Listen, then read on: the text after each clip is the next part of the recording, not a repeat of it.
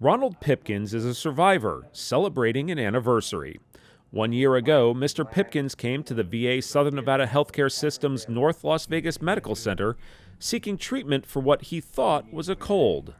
Little did he know, he would end up being the first confirmed diagnosis for COVID-19 in the state of Nevada.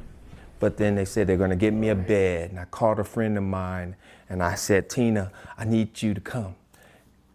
And she came to my room, and they said the visitation's over. She had a prayer with me, and that's the last I remember. The next time I opened my eyes, I was in a dark room, and I had no idea where I was, literally. I was just like blank, like, how did I get here? What started as a routine visit ended up being close to 2 months in the hospital, about half of that in isolation, sedated into a coma, and on a ventilator. For many COVID patients, once you're placed on a ventilator, your odds of recovery decrease significantly. However, Mr. Pipkins beat the odds and eventually was discharged to a rehab facility. Here, so I'll get you started. But like many COVID patients, Mr. Pipkins still has lingering impacts of the virus. I used to work in the restaurant business. I used to chop this up in like a minute and a half. And things that were easy before his infection are now very difficult. It was a long time before I could actually write, and I still have a lot of problems with my hands. I have arthritis in both my hands. And so each day I'm so grateful just to stand up.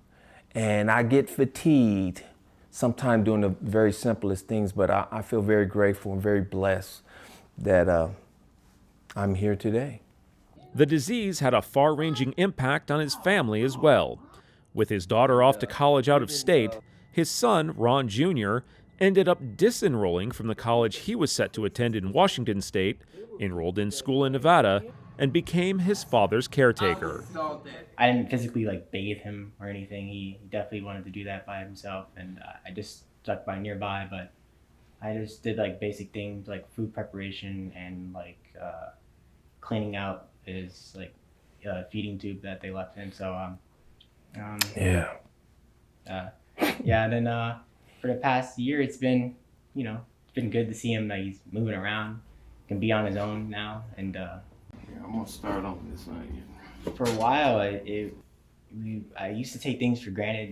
Waking up, seeing your dad and everything, and wanting to go to the park and throw a football or whatever. And when there was a moment when he was in the hospital, it hit me that I may not ever get to do that again. So so hanging out with him has been awesome, and seeing the growth and everything is the simple things that we take for granted. So.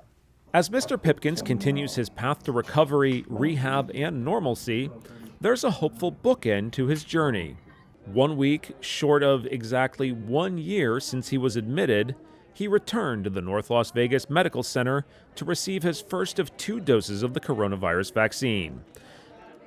And despite the 2 months he spent here, he says it's great to come back and catch up with those who treated him. I'm always excited to be here in the hospital because the heroes that saved my life are here. So, I'm always happy to be in the presence of the heroes. Reporting for the VA Southern Nevada Healthcare System, I'm Joshua Gray.